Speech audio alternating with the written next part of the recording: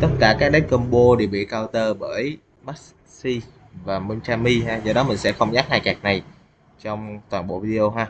Ash Blossom ha, vào cái lá Suez, hoặc là Ember, hoặc là Veiler vào cái lá Ryzen. Tuy nhiên cái card mà để counter chính cho One Digital K9 đó chính là anh em có thể xài Bellimac, hoặc là anh em có thể xài Raigeki hoặc Landstorm để quét sân của hợp ha. Khi anh em gặp Citron K9 thì anh em có thể add vào cái lá mà K9 mà nó normal đầu tiên ha. Thí dụ thường là nó sẽ normal Noroi, hoặc là normal Summon, hoặc là Special Sum cái lá Symphador anh em nha. Được chưa? Anh em có thể Dominus và cái lá Symphador, hoặc là cái lá Citron Symphony, được chưa? Nếu anh em có Droi thì Droi nó cũng là khắc chế khá là cứng của Citron, vì Citron nó rút bài rất là nhiều. Thường thì Citron K9 nó, anh em xài Reiki khó lắm, bởi vì thường nó sẽ combo lock spell, do đó Reiki hay là Red Ball là khó combo với Citron K9 lắm anh em. Khi anh em gặp Cyber Dragon K9 thì anh em có thể add Timber hoặc là Velar vào cái lá Cyber Dragon Core để cho rút bài ha.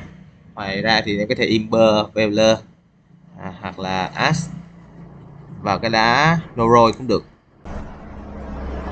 Nếu anh em gặp Yumi, đặc biệt là Yumi Mitsu thì anh em có thể add vào lá Yumi Cuxi, hoặc là Yumi Way Cuxi cũng được, được chưa?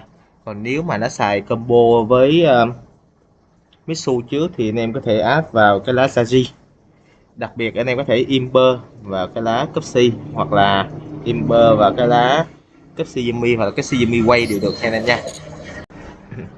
Nếu anh em có Dominus thì anh em có thể Dominus vào cái lá Mitsurugi Ritual ha, để nó không có xâm được Mitsurugi nha. Tất nhiên cái card counter chính với Yumi Mitsu nó chính là Droi thì anh em có thể quăng Droi là cái combo mà ổn nhất ha, cái lá counter handtrap ổn nhất. Khi gặp Rakotel thì anh em có thể add vào cái lá Rahu, hoặc là add vào cái lá Ketu ha, được chưa? Nếu mà anh em có Ember hoặc là Veiler thì anh em sẽ Ember hoặc là Veiler vào cái lá Talion, được chưa? Nếu anh em mà Ember hoặc là Veiler vào cái lá Lucias thì nó có thể chain vào cái lá Chimera và nó xâm tiếp anh em, do đó anh em cẩn thận đừng có Ember và Veiler vào cái lá Lucias nhé. Nếu anh em có Dominus thì anh em có thể Dominus vào cái lá Chimera, hoặc là Dominus vào cái lá Rahu, được chưa? Nếu mà ập combo xong rồi á thì anh em có thể, ví dụ như mà ập xài trap, anh em có thể add vào cái lá trap cũng được, bởi vì là thường lá trap nó sẽ đá bài về và nó rút bài á, do đó anh em có thể add vào được để counter. Nếu anh em gặp Nunalai thì anh em có thể Ember hoặc Veiler vào cái lá Leo ha. Ngoài ra thì nếu anh em có Ash thì anh em có thể add vào cái lá Hao. Tất nhiên Kaiju là một lựa chọn không tồi khi đánh với Lunalite, tuy nhiên chả ai bỏ Kaiju vào ha. Khi anh em gặp Orcus Mitsurugi Frank Smith thì anh em có thể add vào cái lá Horror, hoặc là add vào cái lá Jisoo nha anh em nhé. Ember hoặc là Velar vào cái Jisoo cũng được.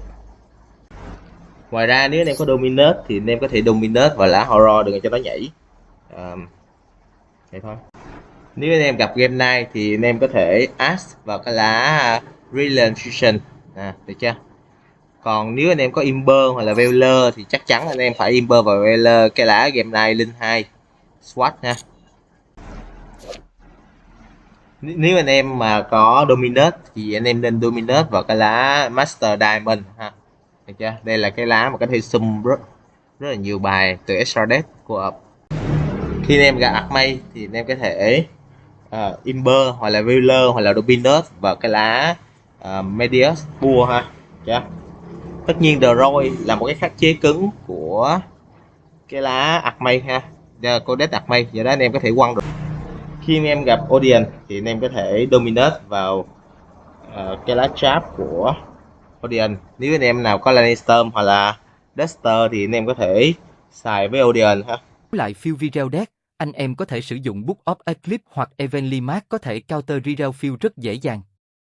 Mặt khác anh em có thể sử dụng Imper, hoặc Dominus Puck hoặc Ash vào Duo Drive. Khi đối thủ Norman Summon Ice Reroll, anh em có thể sử dụng Imper, Veiler hoặc Dominus Impulse hoặc Ash để ngăn chặn. Ngoài ra đôi khi Drone cũng tạm ổn khi sử dụng với Reroll. Để chống lại Malik Death, anh em có thể sử dụng Lancea hoặc Chaos Hunter để ngăn Malik Banish bài. Anh em có thể sử dụng Imper or Veiler vào lá Dormouse hoặc Rabbit. Nếu đối thủ sử dụng TB, anh em có thể Ash vào. Nếu đối thủ sung Apollousa, anh em có thể sử dụng Imper hoặc Ogre chống lại. Nibiru có thể chống lại Malik khi anh em sử dụng đúng thời điểm, còn Drone thì không thể rồi.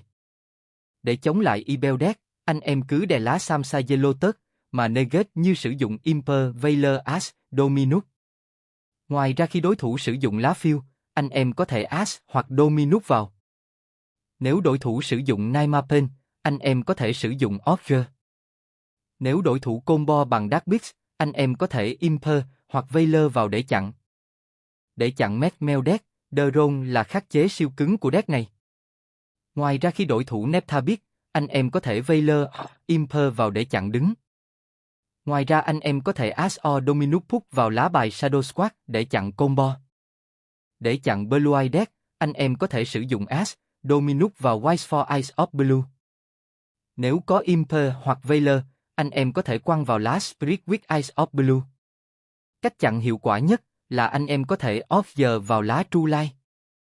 Ngoài ra anh em có thể dùng Bestial Banish Maiden of White ở ghi. Để chặn Snake Eye Death, anh em có thể sử dụng Ash, Dominus, Veiler vào lá Snake Eye Ash.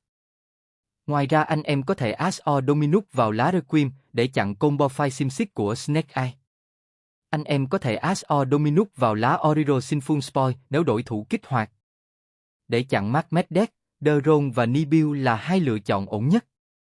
Ngoài ra anh em có thể Ash, Imper, Veiler hoặc Dominus vào lá Alemburn. Nếu đối thủ combo bằng Firewall Defensor, anh em có thể Ash or Dominus vào để chặn combo. Nếu đối thủ sử dụng Bắc Cúc hoặc Summon Wicked, bạn hãy quăng Ash or Veiler vào để chặn đứng combo nhé. Để chặn đứng combo của Memento Death, anh em có thể Imper hoặc Veiler vào Tatsunoko hoặc Twin Dragon. Nếu có Dominus, hãy Dominus vào Memento Sleepy hoặc Memento Fusion. Để chặn đứng combo của Branded Death, anh em có Ash or Dominus vào lá Branded Fusion. Ngoài ra để tránh cho đối thủ lấy Branded Fusion lên tay, anh em có thể Imper, Veiler or Dominus vào lá Aluber. Anh em có thể Dominus or Ash vào lá Diplomat. Để chặn đứng combo của Christian Death, anh em có Osher, Dominus Puck, Ash vào lá Schengen Summon. Anh em có thể Ash hoặc Dominus Puck vào Schengen Cayman. Để chặn đứng combo của Christian Death, anh em có sử dụng Lancea để counter không cho Christian Death Banish để ác bài lên tay. Anh em có thể Ash hoặc Dominus, Osher vào Christian Inclination. Imper or Veiler vào Christian Sunfado. Ash hoặc Dominus vào Christian Trista. Để chặn đứng combo của Voicel Voice Death, anh em có sử dụng Imper or Veiler vào lá Lo. Nếu đối thủ kích hoạt Saphiria, hãy Ash hoặc Dominus vào. Anh em có thể Veiler Imper hoặc Ash hoặc Dominus vào Skull Guardian để chặn combo. Anh em cũng có thể Observe vào Barry of the Voice. Để chặn đứng combo của Game Night Guy Death, anh em có sử dụng Imper or Veiler vào lá Game Night Phantom Quad. Anh em cũng có thể Imper hoặc Veiler hoặc Dominus vào lá Game Night Nepirim. Tương tự có thể làm với Game Armadillo. Anh em có thể Dominus vào lá Game Night Dispersion để chặn combo. Để chặn đứng Labyrinth Death, anh em có sử dụng Ash or Dominus vào lá Welcome Labyrinth hoặc Big Welcome Labyrinth. Nếu đối thủ Summon Arian, hãy Veiler or Imper vào. Để chặn đứng Thelam Death, anh em có sử dụng Imper hoặc Veiler vào lá bài Rhino Head. Anh em có thể làm tương tự với Kid Khanlot. Để chặn đứng White Forest Death, anh em có sử dụng Ash or Imper, Dominus hoặc Veiler vào Astel, hoặc Veiler Imper hoặc Dominus vào lá bài CV. Nếu đối thủ sử dụng Elect, hãy Ash vào lá bài đó. Đối với Centurion Death, anh em có thể Imper Veiler vào các lá bài Centurion Trude, Centurion Primera hoặc Centurion Oscilla. Tất nhiên cả Dominus nữa.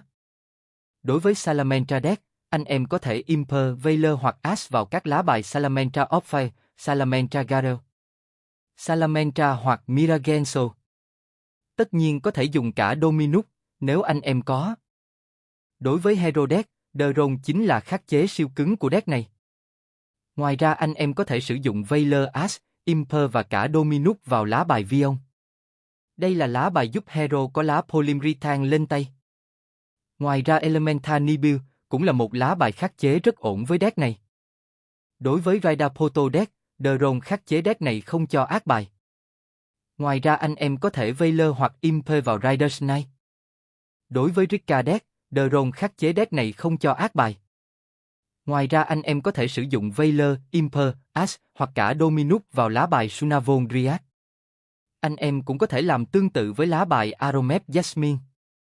Đối với Red Dragon Resonato deck, anh em có thể sử dụng Imper, Veiler hoặc Dominus vào lá bài Bon Affin. Ngoài ra anh em cũng có thể Veiler, Imper hoặc dùng cả Bistio để counter Red Rising. Highlight, Mastering QT.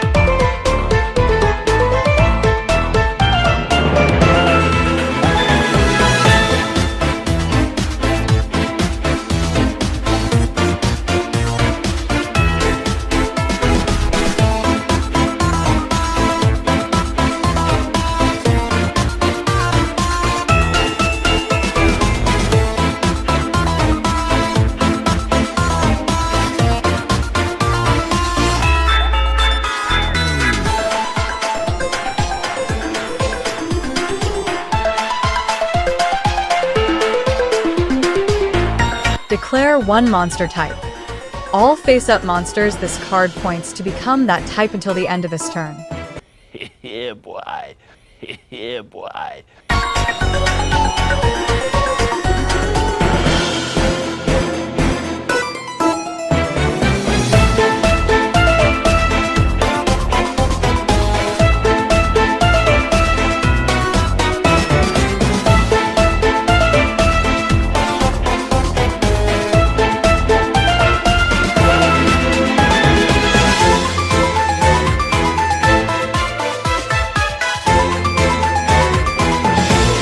When the number of XYZ materials on this card becomes 10, you win the duel.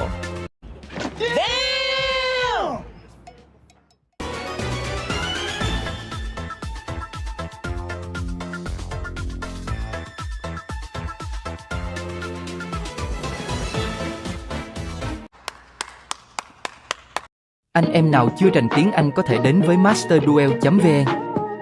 Đây là kênh có dịch toàn bộ card ra tiếng Việt cho anh em tham khảo.